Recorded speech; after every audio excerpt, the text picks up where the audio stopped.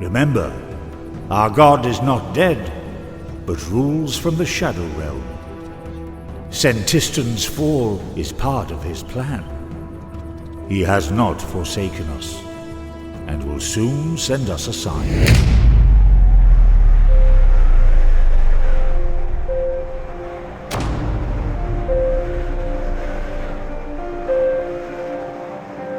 Fall of Hallowvale.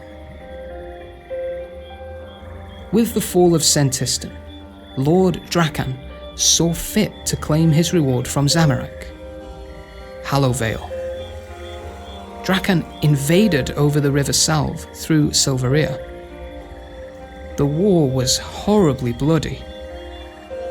The Icene's use of blisterwood and astral magics tore through the Vire horde, but the vampires were able to augment their forces through turning the humans of the lands into more vampires and transforming many Icene into their ultimate fear, the Weird.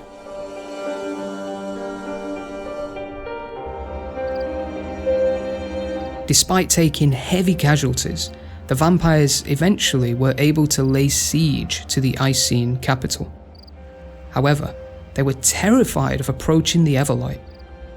My forces have done all they can to hold back the Vyres, but they have us surrounded, and we have fallen back to our strongholds. At least the shine of Everlight is keeping them at bay for now. And for whatever reason, they are afraid of open water. We should be able to withstand the siege near indefinitely. Unfortunately, we may have to. For word has reached me that Lord Saradomin is currently engaged on multiple fronts to the west, halting his own assault on Sentistan, and will not be able to intervene. The usurper Zamorak has launched multiple demonic assaults from his seat in the old imperial capital, and a force of green-skinned mercenaries is raiding his southern flank. Nevertheless, I have instructed my generals to slowly start maneuvering their soldiers over water, around the Vyre siege. For one, they will be well placed to pincer the Vyres when the fight comes, and for two, should things end poorly here, they at least will be on the other side of things and should survive, able to reform with Saradomin's host over the river.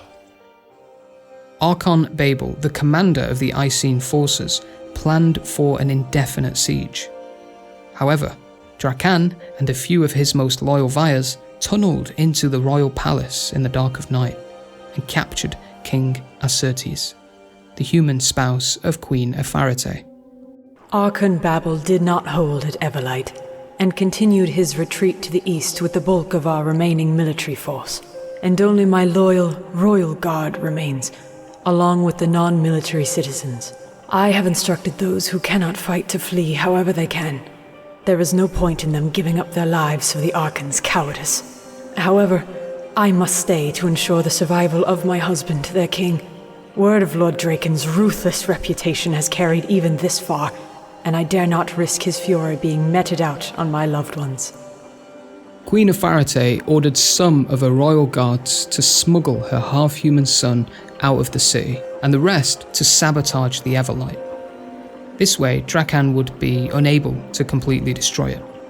Efaritay then agreed to surrender to Drakan, so long as he would not kill her husband. Archon Bable retreated all Icene military forces and joined up with Saradomin's forces elsewhere, abandoning the Hallowland. Drakan, unable to destroy the Everlight, sunk it and its peninsula beneath the sea. Drakan also kept his promise to the Icene Queen. He did not kill her husband. Instead, he turned him into a vampire, Vanstrom Klaus. Upon learning that Queen Efaritay had a son with Acertes, Drakan assigned his new follower, Vanstrom, to hunt down every Icene human hybrid and kill them, seeing them as a threat to his new rule.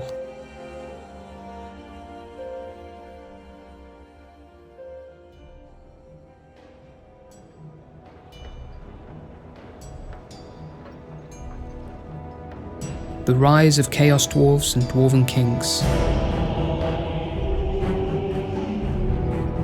While most of the dwarves went underground, some few dwarves, notably the Imcando, fought alongside Saradomin. They fought as powerful mages and inventors that rained down fire and lightning upon Saradomin's enemies.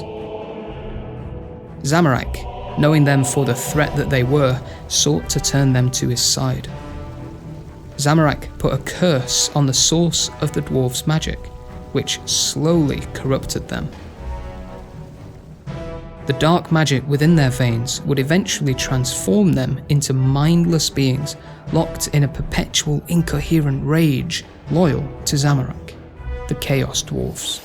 To combat this, in the underground city of Keldagrim, the Council of Elder Magi suppressed the magical capabilities of every dwarf, which caused chaos in the community. Powerless, they appointed a king and gave him absolute authority to crush the uprising. This resulted in the dwarves losing the ability to use magics entirely. The dark god Zamorak has corrupted the magic placed in our blood, such that all dwarves will slowly transform into twisted abominations. Saradomin has protected his Imcando dwarves from the curse, but our god is sleeping and cannot help us. The city is already falling as chaos dwarves run amok in the streets. Our greatest wizards have found a remedy, but at a terrible cost. All Keldagrim dwarves will permanently lose their ability to work magic. The curse will remain dormant in our blood, but starved of magical power, it will not take effect. The sudden end of dwarven magic will throw our city into chaos, almost as dire as that which Zamorak hopes to cause. Without magical farms, we will starve. Without magical lights, we will be blind. No band of petty counselors can preserve this city through its darkest days. Only a king. We will therefore use the last of our authority to install Captain Azdaran as absolute ruler, and pray that he will quickly win the inevitable civil war and bring order to the city. Saradomin used his power to protect the Imcando dwarves, and they were unaffected by the curse.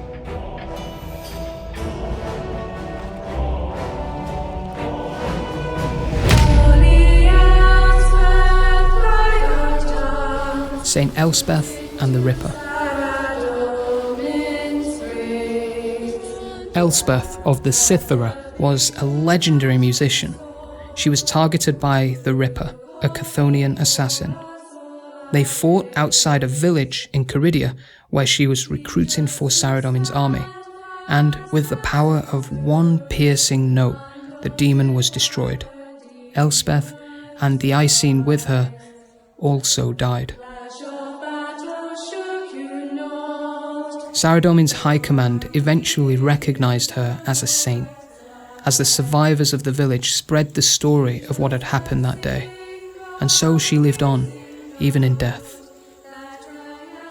The Ripper too lived on. One strand of the parasitic cloth that grew on the demon's flesh hid itself underground, where it would remain for some time.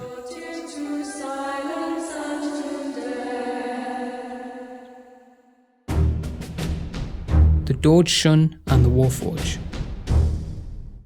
After conquering Feldip Hills, Bandos built the Warforge. This is where all goblins would be sent once they reached combat age. Here they were put through brutal war games designed by Bandos, and later the chosen commander, Zealhart. An Armadylian spy infiltrated the secret Imcando forge within the Warforge. This forge was run by kidnapped Imcando dwarf Falmund. The Armadylian spy stole samples of rare Warforged metal. Under the auspices of buying a goblin tribe from Bandos, she purchased Zealhart's tribe, the Dorgeshuun, and told them to march east and to await further orders. Those orders never arrived. Bandos believed the Dorgeshuun had betrayed him and buried them beneath the earth.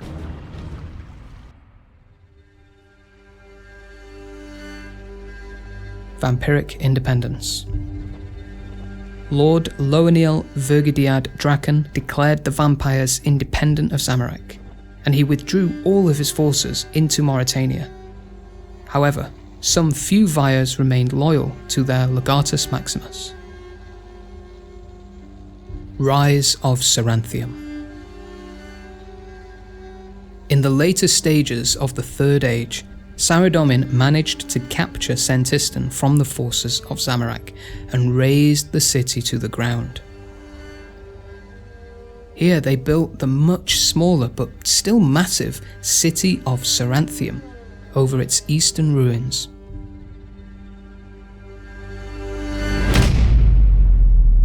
The Morytania Campaign.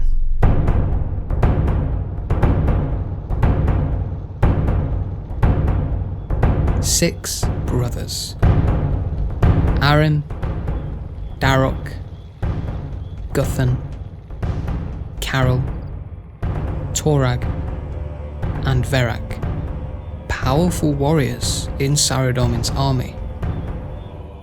One of the brothers had drunkenly killed a temple knight in a brawl, and, knowing that he would be hanged, instead made a deal with the Margaret Sliske for powerful weapons and command of a host of several thousand troops, which they would lead in a crusade against Morytania and the vampires that now lived there. The brothers pushed their way through Morytania with strength and valour, and each time they were attacked by Zamorak's forces, the brothers fought their way through, rallying the troops and downing far more enemies than could ever have been expected of 6 young fighters. The battles that were fought were some of the most decisive Saradominist victories in the whole of the God Wars, and Drakan's losses were considerable. As the campaign pressed on through the swamps and they laid siege to the capital, Sliske decided his end of the deal had been fulfilled. The time has come, my warriors. The gifts I bestowed upon you have served you well, and you, in turn, have served your god. Now, it is time to begin your servitude to me, to my god. You shall stand ever vigilant for his return, and then you will be champions in his glorious army. We shall have victory against the usurper. But first, you must die. The fall of Uza, the Order of the Slayer Masters. Amaskut, in secret, had gathered 8 men and women from across the world, teaching them powerful combat techniques to destroy powerful monsters under the guise of protecting innocents from the tragedies of wars. It was at Uza, during this time, that the Slayer Masters and their apprentices were first tested. Zamorak's child. Palkira and Zamorak at some point had engaged in a ritual of enervation, a Margaret ritual in which 2 individuals siphon off a portion of their energy to create another of their species. Khazard. Palkira placed him in the care of Haziel, one of Zamorak's most trusted generals. Palkira, not wanting to appear weak to the rest of her race, joined Thamaron, the Tsutsaroth demon leading a demonic legion in Caridia.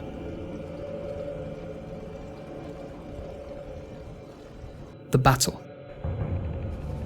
With Saranthium now in the centre of the Empire, Zamorak's forces were divided in 2. With the bulk of his troops in Fennric to the north, he still had a host of demons in Caridia to the south. Once again, the demons of the south attacked the city of Uza, and with the help of the Order of Slayer Masters, they were repelled. The Order left Uza, believing the threat to be gone, and fought elsewhere across Caridia. Thamaron, with the help of Palkira, opened a portal directly to his throne room on Infernus, where he gathered his Avernic horde.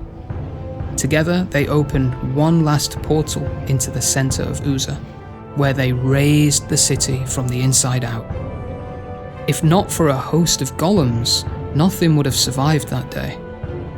The golems managed to push Thameron and a weakened Palkira back to the portal they came through. Palkira hid in the Shadow Realm, hoping to regain her strength. But she died soon after. Thameron retreated through his portal and closed it behind him, dying soon after to his wounds. However, it was too late. The city of Uza was destroyed. Arrogant, foolish. I underestimated the humans here. Their golems were far stronger than we'd expected, and they got the better of me. And Zamorak, forgive me, I was weak. The birth of Kazan sapped me of more power than I cared to admit. Pride has been my end. It is quiet here in the Shadow Realm. Calm compared to the clatter of war outside. Retreating here was all I could do to hide my weakness from Morytania's. I shifted into the shadows after I was overrun, attempting to shield Thameron's flank. I fear he will suffer a similar fate. There is no hope for me now. My wounds are grievous. I'm left here with the thought of my son, orphaned and alone. Exile of the Slayer Masters. Amaskut did not create the Slayers out of her own goodness. Beneath the ground, she built a large complex that hosted a strange machine that spouted copious amounts of smoke. Catalax the Druid, one of the more powerful Slayers, discovered it and its purpose. He relayed to his wife, Pfizer, another Slayer, that Amaskut was using this machine to gather all the souls from across the region so she could consume them. Catalax destroyed the machine, and Amaskut destroyed him. Pfizer sacrificed her own life so that the other Slayers could escape to other lands and continue their legacy. And since then, their numbers have only grown. We received word from my husband that Amaskut was heading our way and the Order was in danger. Each of us were powerful, but the Dwarves' strength surpassed us all. We made our plans to leave the Cretan region to preserve our way and be out of our grasp. I meant to leave too. I swear I meant to leave. I waited here, and sure enough, she arrived. Gloating horribly, she explained how she had killed my husband, talking in detail of what she had done to him. The fury I felt in that moment. I'd like to say I put up a good fight, but in the centuries since then, I have never forgotten how comprehensively she defeated me. Her final act was just as cruel. She bound my spirit to this point, just as she had done with my husband's, so that we would never be able to move on to the afterlife, so we would never be together again.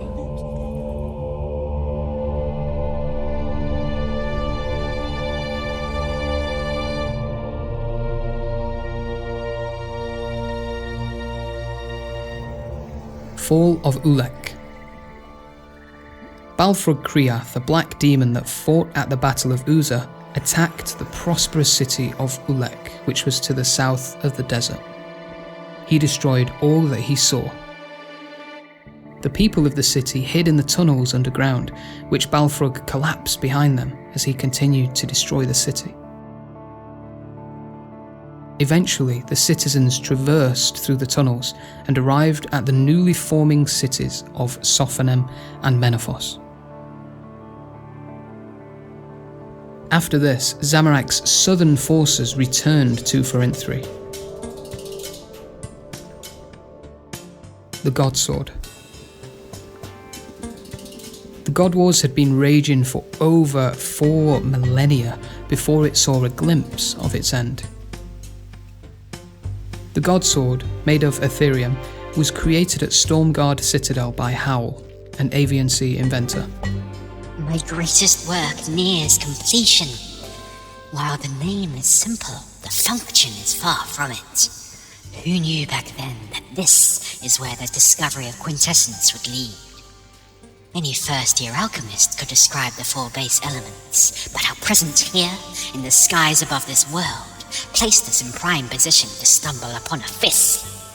I have long since learned how to blend the various techniques of hardened bronze with our own lightning-charged steel, and the singing alloy of the Icene with the burning hellfire metal of demonkind. But extracting their essence and blending it with quintessence has led to the creation of a new metal, which I have dubbed Ethereum Alloy. This alloy shall form the basis of a new weapon, one which can harm even a god. I have been experimenting with different forms to determine the most effective delivery mechanism. It appears there is something in direct contact, so my primary research is leaning towards a melee weapon of some design. This weapon shall become a turning point in these wars between the gods. The creation of the Godsword would be significant to the end of the God Wars. A squadron of Armadyl's best Aviantes, led by Kriara, was given the task of delivering the Godsword to the army of Saradomin, who was engaged in battle with Zamorak's forces. However, the existence of the blade had been leaked to Zamorak, and, aware of its destination, he sent a legion of his best forces, led by one of his most powerful generals, Kryl Tsutsarov. For some reason, the Aviancy retreated into a nearby Saradominist temple, the Temple of Lost Ancients.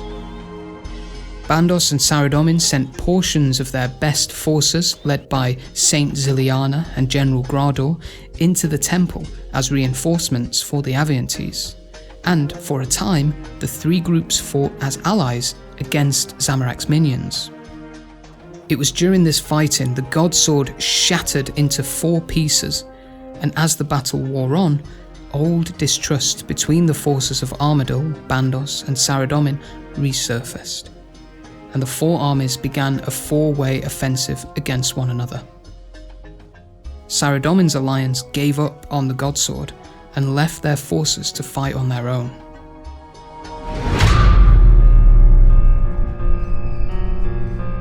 The Return of Nex. As the God Wars lasted countless lifetimes, many wanted to see them brought to an end as soon as possible. Sliske was quick to exploit this.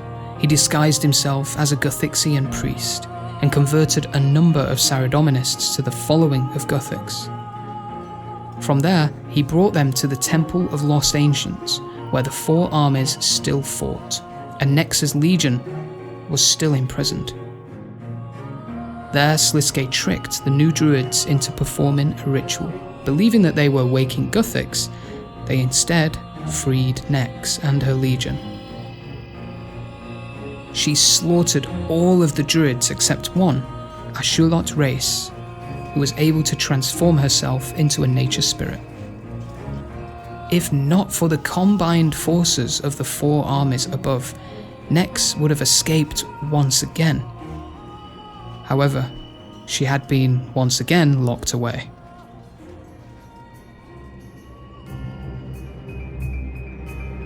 Centaur Extermination. As the God Wars wore on, a quarter of Saradomin's military was centaurs.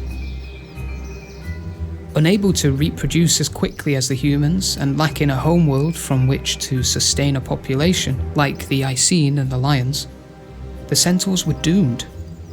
Being half unicorn, a rare few of the purest centaurs could grow horns, and these horns had miraculous powers. Elora, one of these rare centaurs, used her horn to return the countless centaurs to life. Eventually, however, Elora, the life giver, died from the workload. Her sister Fern took the horn from her head and wielded it as the wand of resurrection to continue her work. However, none were as virtuous as Saint Allura, and all centaurs that were returned to life after that were undead monstrosities. These corrupted centaurs slaughtered nearly all of the remaining centaurs, Fern included.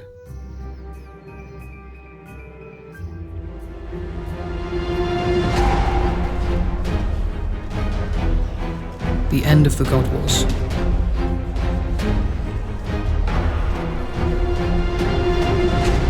In the final years of the God Wars, the forces of Saradomin, Armadyl, and Bandos cornered Zamorak, and the four gods had a final confrontation. You are defeated, Zamorak. Give up the stone. Never. You betrayed me, Saradomin. You threw away our alliance the moment your knife could find my back. Please, Zamorak, look at the stone. Your desperation is causing it to become unstable. Close that beak of yours. We have you surrounded, Zamorak. Your armies lay in ruins on all sides. There is a peaceful way out of this for all of us, you barbarian.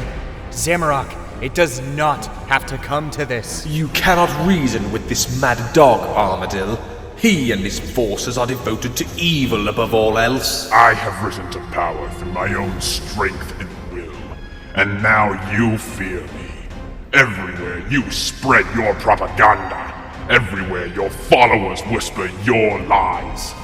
But more than that, you fear my words. You are wretched and weak, sniveling cravens who cower from the truth.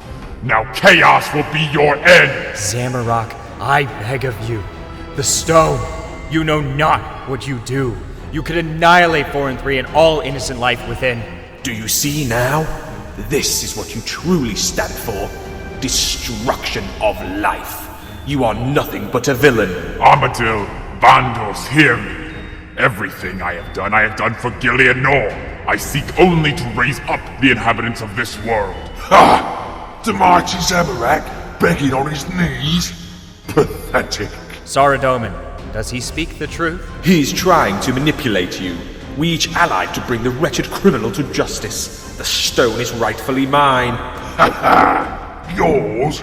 Looks like fair game to me, old man. And you would only seek to rule over this world with its power, the same as Zaros before you. Stagnation and weakness is all that results. And you believe chaos to be the answer? Would you have this planet ravaged by a never-ending war? Conflict would be inevitable, of course, but the people of the world would be free.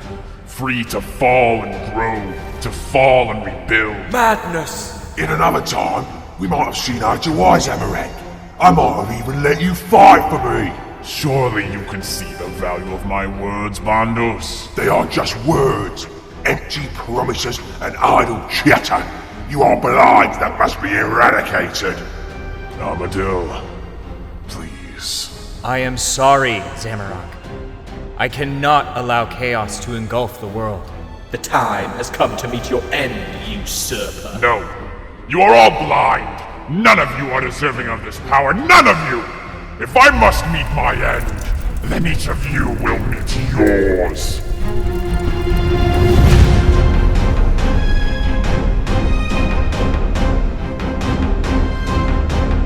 Zamorak drew forth enormous amounts of energy from the Stone of Jas and tore the continent of Forinthry asunder. It became a vast and inhospitable wilderness. Aftermath. Stormguard Citadel was heavily damaged in the explosion and became lost in the planet's wind currents. Every Aviancy on Gielinor was exterminated at once. Dariek and Anakal were destroyed. Karalanga was levelled in its entirety.